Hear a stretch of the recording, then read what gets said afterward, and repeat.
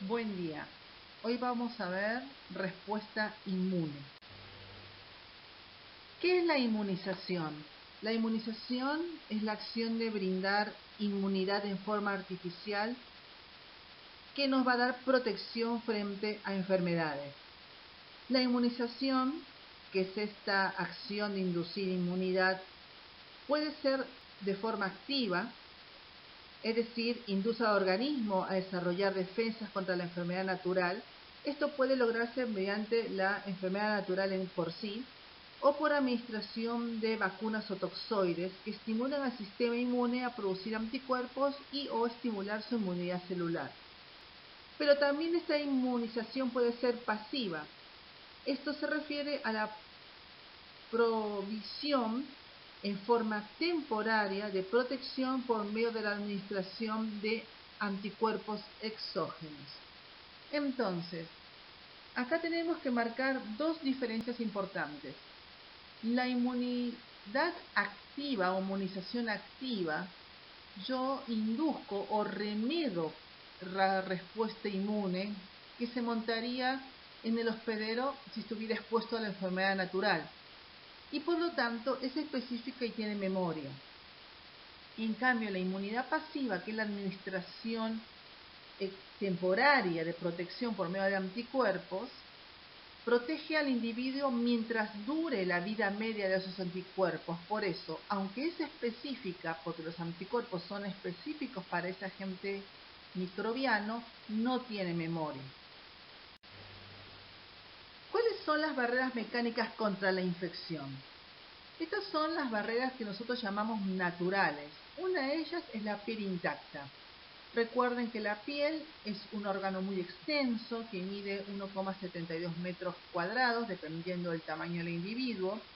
La piel es seca, de escama, tiene glándulas sudoríparas y sebáceas que contienen muchas sustancias antimicrobianas y por lo tanto la piel intacta nos protege de los agentes infecciosos. Muy pocos microorganismos pueden vivir en esa piel seca, expuesta al aire y aireada.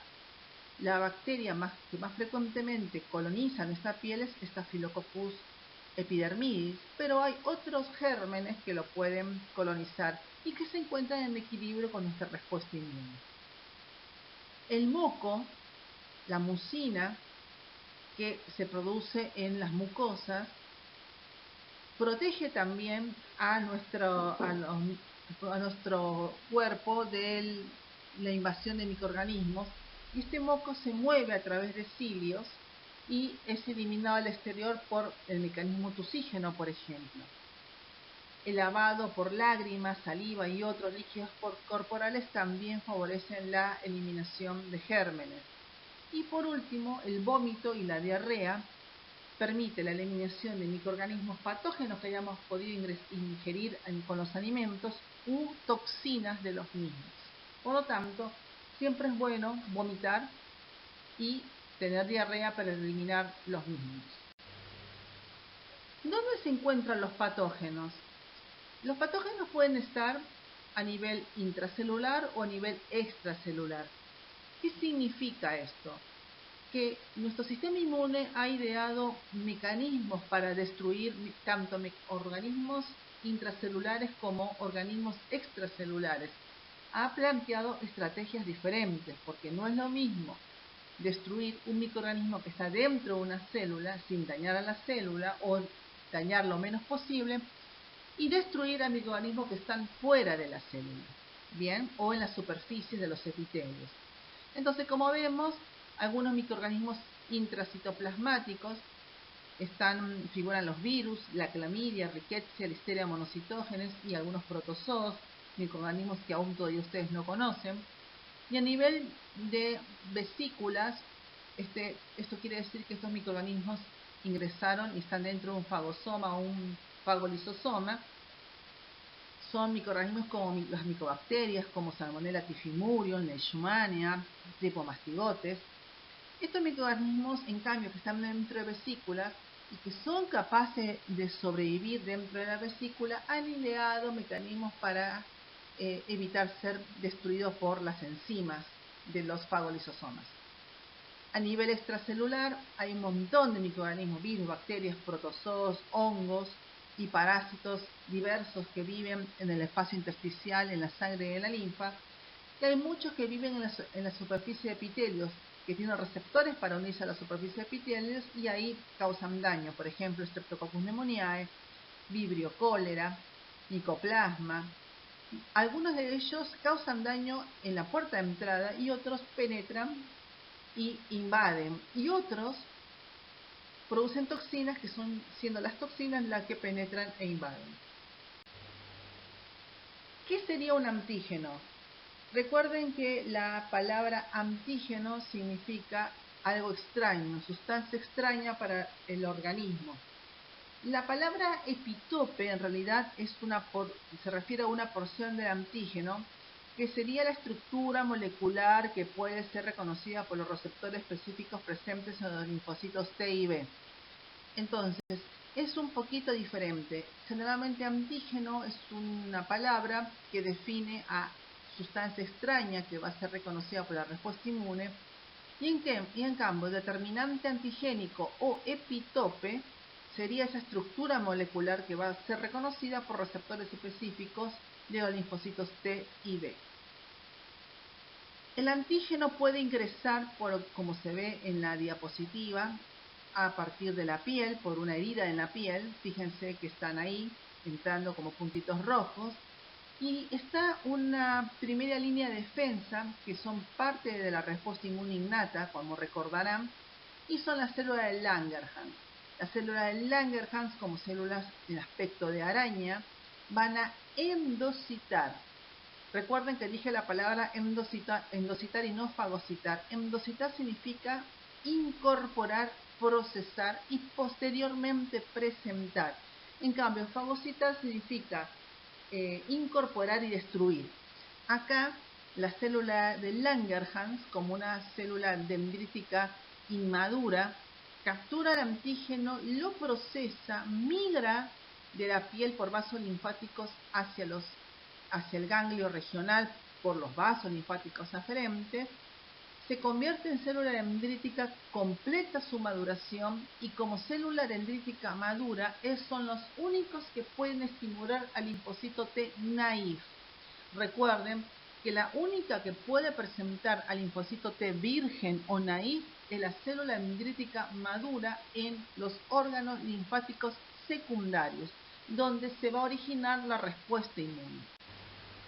Entonces, el linfocito T, volvemos a repetir, solo puede reconocer antígenos que sean presentados en asociación con una molécula de complejo mayor histocompatibilidad en la superficie de una célula presentadora de antígeno. Es decir, el linfocito T le presentan el antígeno procesado por una célula presentadora de antígeno con una molécula de complejo mayor de histocompatibilidad. Fíjense ahí, se ve perfectamente bien. Tengo el linfocito T que ha reconocido el péptido perfectamente presentado por una célula presentadora de antígeno. Eso induce a reconocimiento antigénico y expansión clonal. En cambio, si el antígeno presentado no es reconocido por el linfocito T en cuestión, no hay expansión clonal. Bien. ¿Por qué las células dendríticas migran a los órganos linfáticos secundarios a presentar los antígenos? Los linfocitos T naïf tienen una vida media de años y migran a los órganos linfáticos secundarios para interactuar con las células presentadoras de antígenos que sensan los antígenos que se encuentran en la periferia y los presentan. Es una forma de concentrar la respuesta inmune en ciertos lugares. Porque ustedes tienen que pensar que los microorganismos entran por muchos lugares. La piel, que es extensa, de la boca hasta el ano, que es el tracto gastrointestinal, vagina y otros lugares. No habría forma de que un linfocito T naïf, que es capaz de reconocer un antígeno entre millones, puede encontrarse con su antígeno si entra por cualquier lugar y es presentado en cualquier lugar. Entonces, se ideó este sistema que es el tráfico linfocitario, donde los linfocitos vírgenes, tanto T como B, migran por la linfa, se van a ir a los órganos linfáticos secundarios y ahí van a esperar que una célula presentadora de antígeno venga de los tejidos periféricos, madure dentro del ganglio y le presente un antígeno. Por eso es lo que nosotros decimos, ahí se concentra la respuesta inmune. Entonces, como dice la diapositiva, los linfocitos y la linfa retornan a la sangre vía el ducto torácico, los linfocitos vírgenes entran al ganglio linfático desde la sangre y los antígenos llegan a los ganglios de los sitios de infección a través de los capilares linfáticos.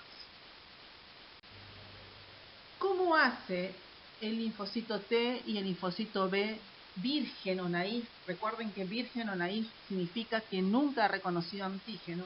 ¿Cómo hace para ir o entrar a los órganos linfáticos secundarios?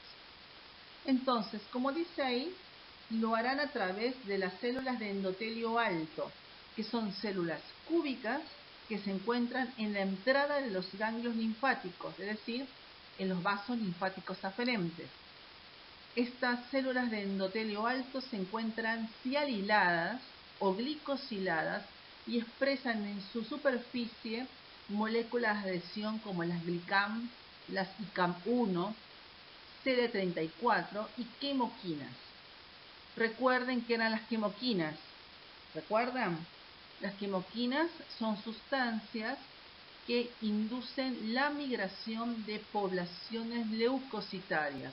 Inclusive inducen la migración de células en la organogénesis e inclusive están ligadas a la migración digamos, en metástasis tumorales, o sea, tienen varias funciones, pero en este caso son las que están involucradas en la migración del linfocito T y linfocito B, de poblaciones leucocitarias, en este caso linfocitarias.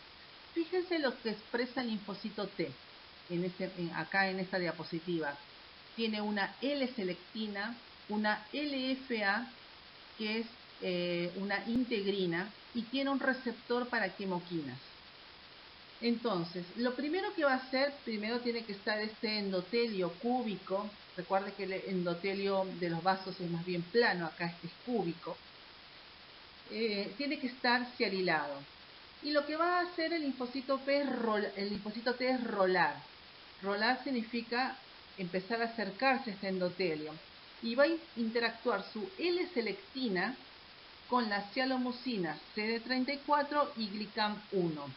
Y esto va a hacer que el linfocito T se empiece a pegar. Va a haber una interacción entre CCL19 y CCL21, que es el receptor para quemoquinas, con CCR7.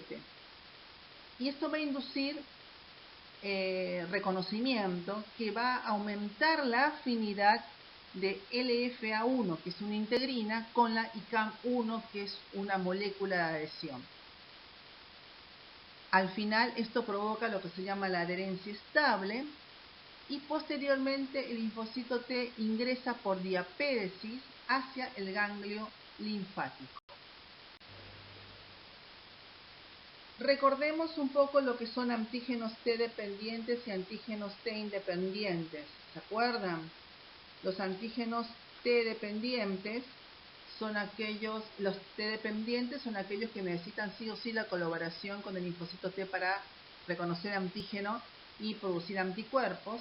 En cambio, los antígenos T independientes no requieren colaboración con el linfocito T. Existen antígenos T independientes de tipo 1 y de tipo 2.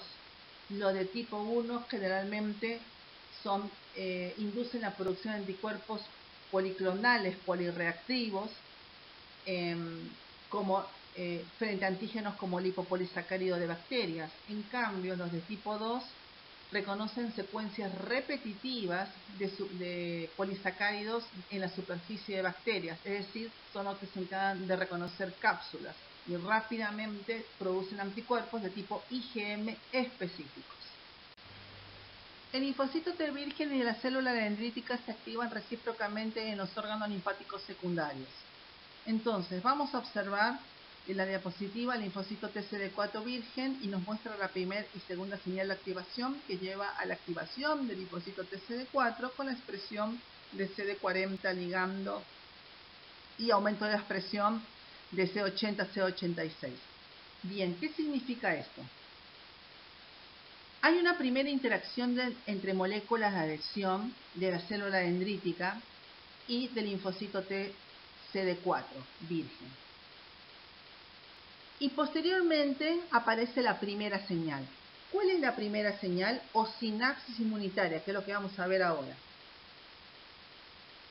Es un clúster de activación, donde el centro del clúster, que tiene una forma de anillo, es esta primera señal que corresponde al linfocito TCD4 virgen con su receptor TCR, que reconoce al péptido presentado por la célula dendrítica en el ganglio en contexto del complejo mayor de histocompatibilidad de clase 2. Esta primera señal, que es importante porque es la señal que activa todo, se basa en el reconocimiento de este linfocito T. Si el linfocito T lo reconoce, la afinidad entre las moléculas de adhesión que se encuentran más periféricas entre el linfocito TCD4 virgen y la célula dendrítica aumentan para estabilizar esta primera parte del proceso o primera señal. Esto termina activando el CD3 del linfocito 3 por vía de las tirosinasas. La segunda señal es la activación o reconocimiento de moléculas coestimulatorias. Entonces, primera señal, reconocimiento del péptido. Segunda señal, moléculas coestimulatorias. Es decir, CD28 reconoce C80, C86, dependiendo del libro. C80, C86, creo que en el libro de Feinbaum es B71, B72. Entonces, B71, B72 o C80, C86 de la célula dendrítica van a ser reconocidos por el CD28 linfocito T. Su reconocimiento lleva a entrecruzamiento y es un potente estimulador de la actividad del linfocito T que va a llevar a la proliferación y expansión clonal. Va a llevar a la producción de abundante cantidad de interleuquina 2, se va a activar el receptor de interleuquina 2 y aumentará su afinidad a este receptor por la interleuquina 2, permitirá la supervivencia del linfocito T y a su multiplicación. Entonces, como se ve en la segunda parte de la diapositiva, hay además expresión de CD40 ligando, cuando hay este reconocimiento, que va a unirse con el CD40 de la célula dendrítica activada, y esto va a llevar al aumento de la expresión de C80, C86. Esta parte que figura en la diapositiva no tiene que ver tanto con la activación del linfocito TCD4, sino con el CD8 que ahora vamos a ver. Entonces, fíjense, primera y segunda señal, volvemos a repetir, primera señal, reconocimiento antigénico, segunda señal, CD8 constitutivo que reconoce a B71, B72 o C80, C86, y esto va a llevar a la producción de interleuquina 12 y esto termina induciendo expansión clonal. Ahora, volvemos acá, vuelven a poner la interacción, fíjense cómo se observa en CD4, cómo se observa con los linfocitos TCD8, pero acá el CD8 reconoce antígeno presentado por la célula dendrítica en contexto de complejo mayor de histocompatibilidad de clase 1. Igual, fíjense que alrededor están las sinapsis, las interacciones entre moléculas de adhesión, y la segunda señal CD28, B71, B72. O sea, está exactamente lo mismo, lo único que cambia el complejo mayor de histocompatibilidad que presenta al linfocito T, en el caso del CD4, clase 2, en el caso del CD8, clase 1. Y obviamente, si reconocen el mismo microorganismo, podríamos decir, van a ser péptidos del microorganismo, no el mismo péptido, pero sí péptidos relacionados. ¿Cuál sería en realidad el objetivo de ambas señales? Que habíamos dicho activación del CD3 por vía de las tirosinasas y entrecruzamiento y activación de la segunda parte, activación del linfocito T.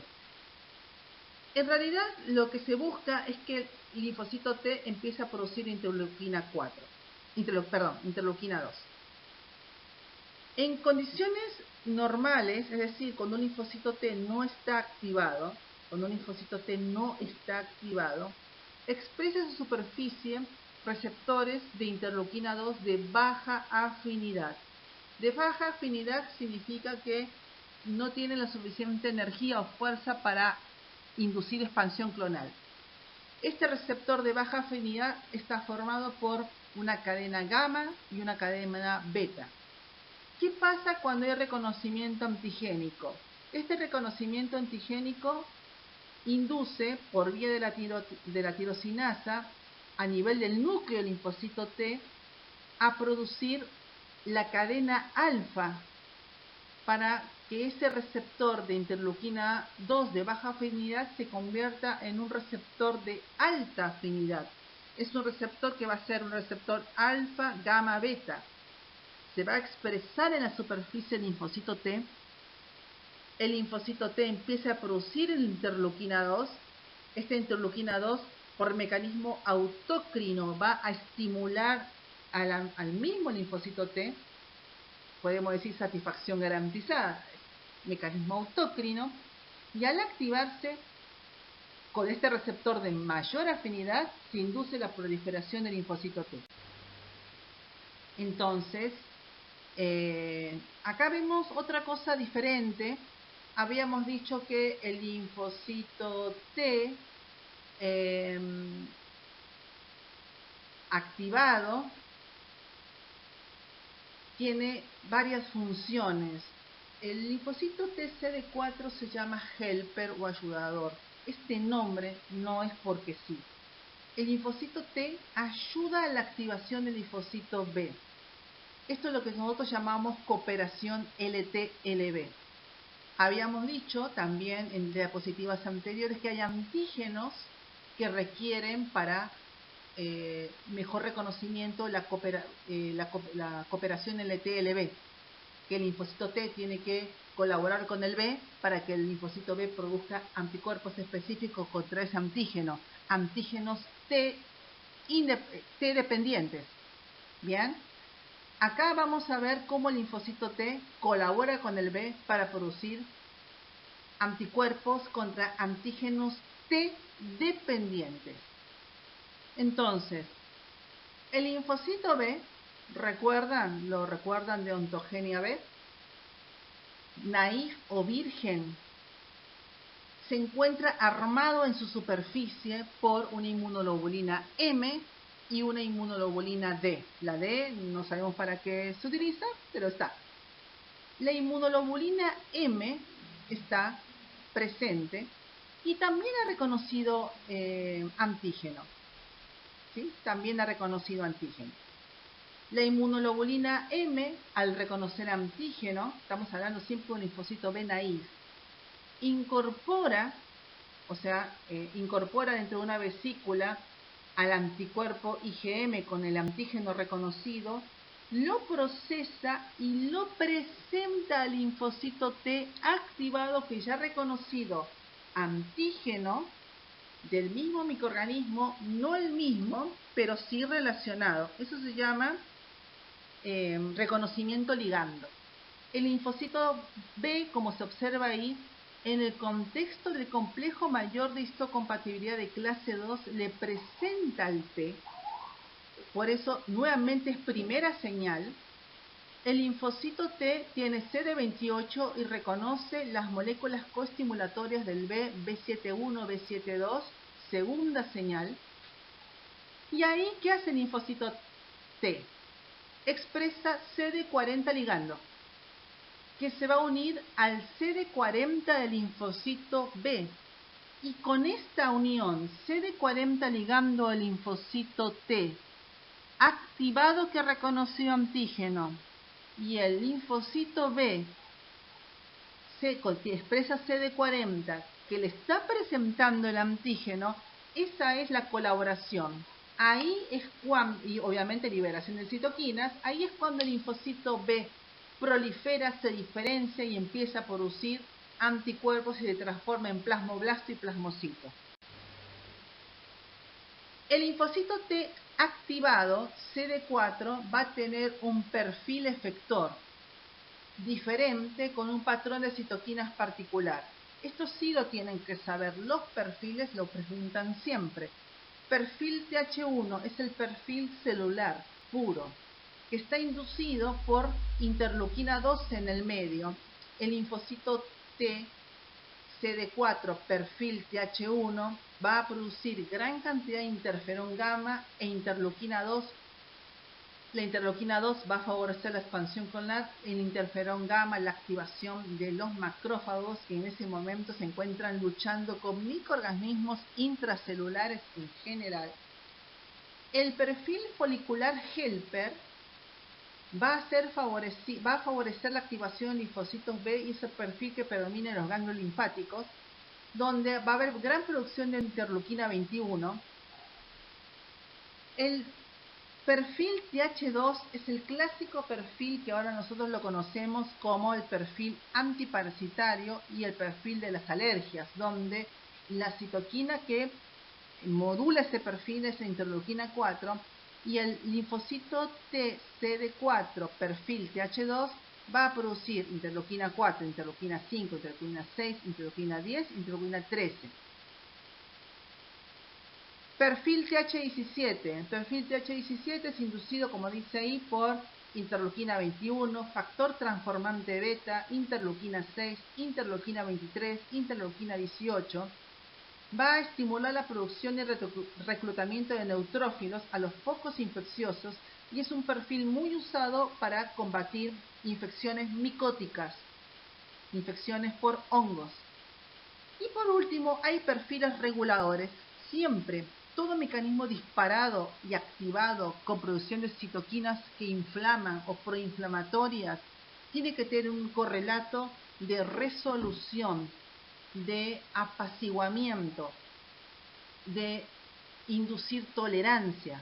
Entonces aparecen los perfiles regulatorios o perfiles en menos.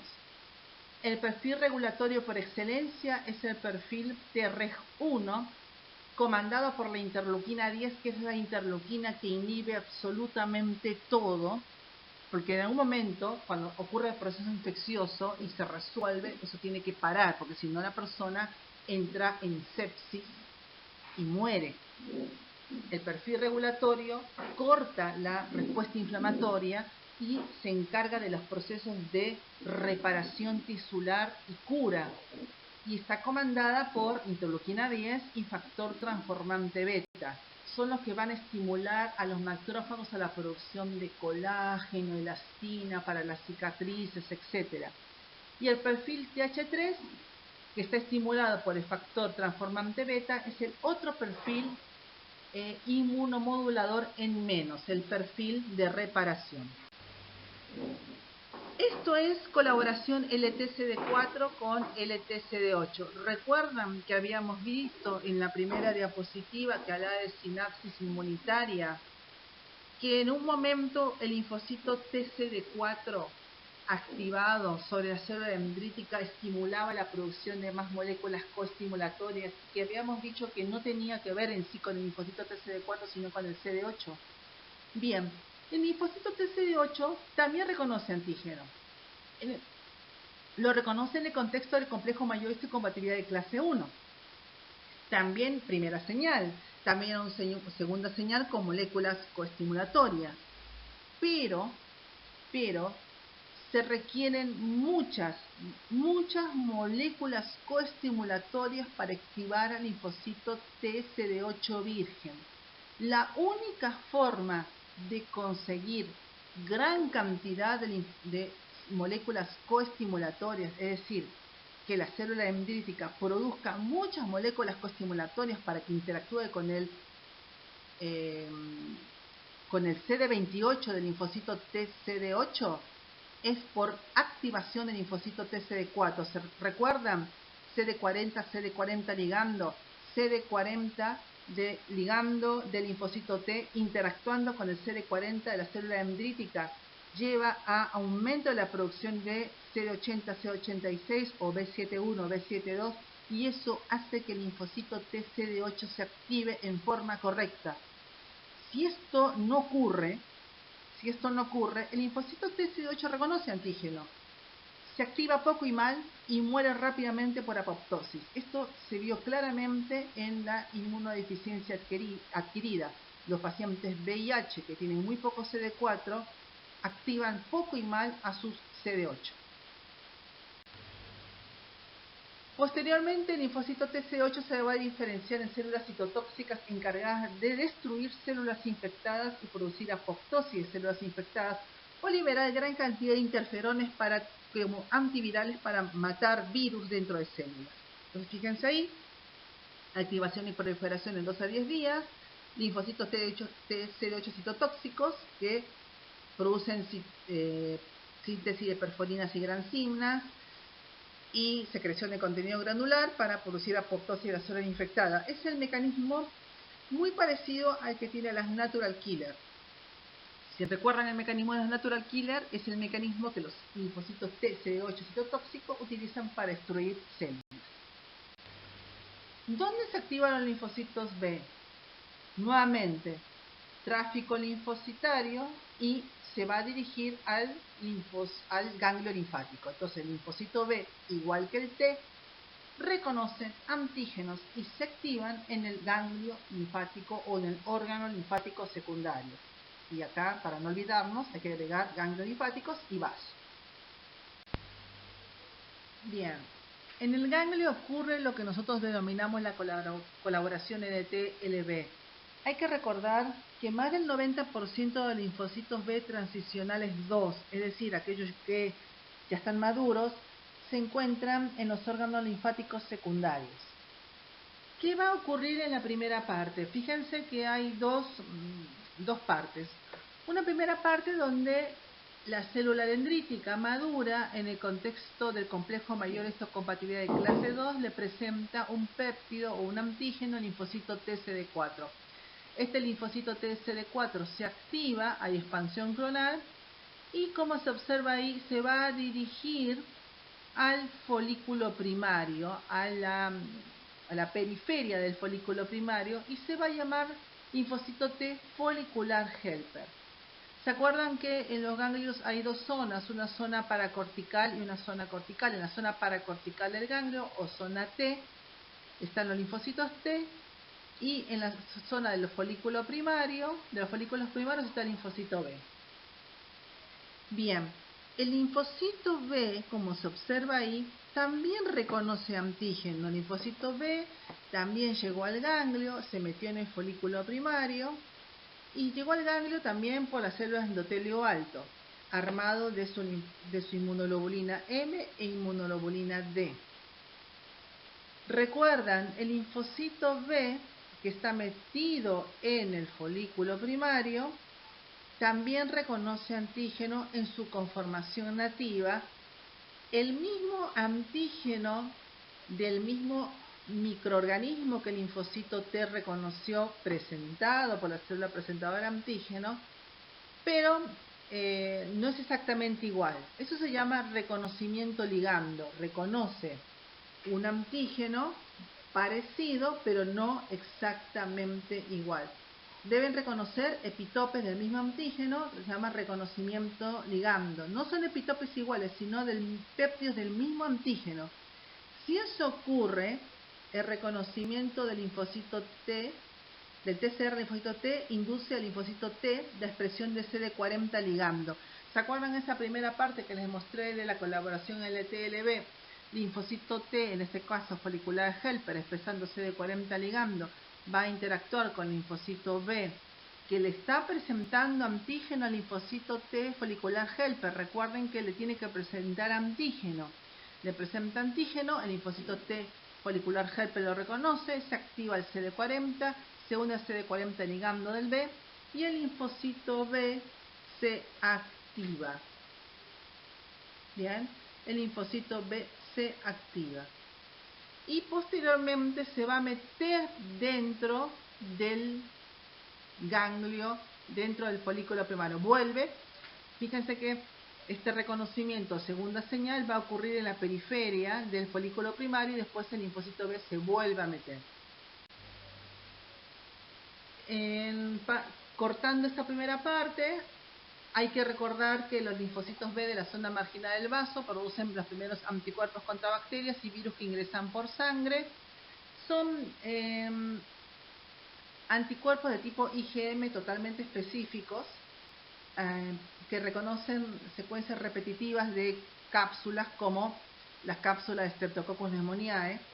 Y fíjense que estos que se encuentran en la zona marginal del vaso, que expresan CD5, a los 3 días de la infección ya tienen altos títulos de IgM y después IgG de alta afinidad.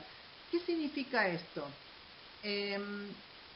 Esto se ocurre en el vaso, porque si yo hago todo lo que vamos a ver ahora, cooperación LTLB, que el linfocito B se activa, la expansión clonal, la producción de anticuerpos, eso lleva mucho tiempo y no podemos permitir que agentes infecciosos como muchos virus y bacterias capsuladas se diseminen rápidamente. Entonces, estos linfocitos B de la zona marginal del vaso, que reconocen antígenos T independientes, rápidamente van a producir anticuerpos para parar la infección. Los linfocitos B de la zona marginal del vaso maduran recién a partir de los 2 años de vida. Antes de los 2 años de vida son inmaduros. Bien, esta es la estructura y función del ganglio germinal. Entonces, ¿cómo seguimos? Recuerdan, colaboración LTLB, linfocito B reconoce el mismo antígeno que el T, reconocimiento ligando.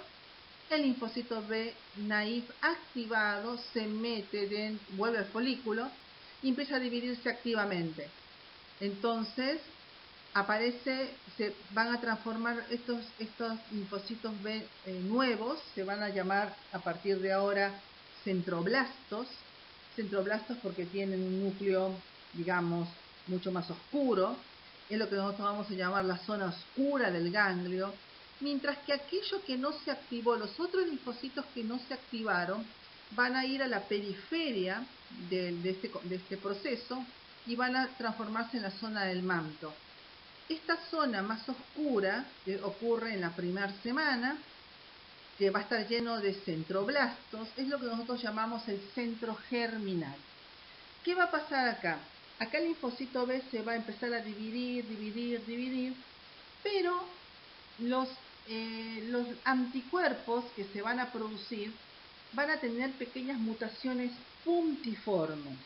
Estas mutaciones puntiformes van a hacer que los anticuerpos de los linfocitos nuevos, de linfocitos B nuevos, sean mucho más afines a su antígeno que el primer linfocito que reconoció antígeno. Bien, entonces aumenta la afinidad del anticuerpo por estas pequeñas mutaciones puntiformes del primer reconocimiento. Esto se llama hipermutación somática, aumenta la afinidad de los anticuerpos por su antígeno y esto se observa en el ganglio linfático. Posteriormente, bueno, todo este proceso es ayudado por células foliculares dendríticas, que son células nodriza, y también por interleuquina 4. Posteriormente, estos centroblastos se van a transformar en centrocitos y van a formar la parte clara del centro germinal, porque los núcleos van a estar un poquito más chicos, entonces el centro claro. Acá el linfocito B se va a diferenciar más, el anticuerpo va a ser mucho más eficaz y va a ocurrir el switch de isotipo.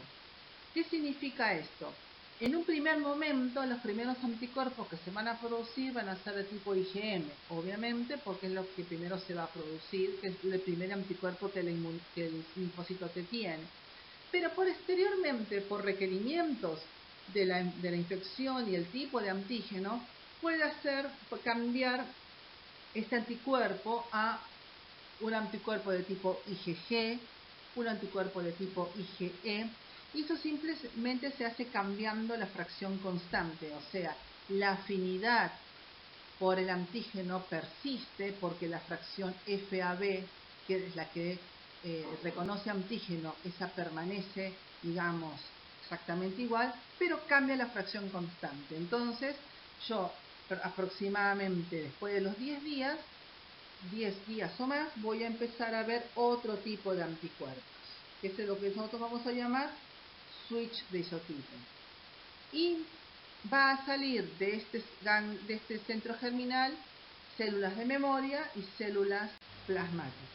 Entonces acá tenemos, en los centroblastos ocurren generalmente la hipermutación somática y en el centro claro va a ocurrir el switch de isotipo favorecido por la célula folicular dendrítica como célula nodriza que ayuda a este switch de isotipo por colaboración nuevamente LTCD4 y LB. Algunos de estos centrocitos se van a convertir en plasmoblastos con un receptor de linfocito B muy afín a su antígeno, van a migrar a sangre y médula ósea y van a formar plasmocitos de vida media corta y de vida media larga. La interleuquina 6 le va a dar supervivencia y mantendrá el contacto con células estromales. Y un grupo se van a transformar en linfocitos B memoria, que van a recircular y ante una nueva exposición antigénica rápidamente van a hacer expansión clonal 8 a 10 veces más que la respuesta primaria. Tienen un BCR con alta afinidad para el antígeno.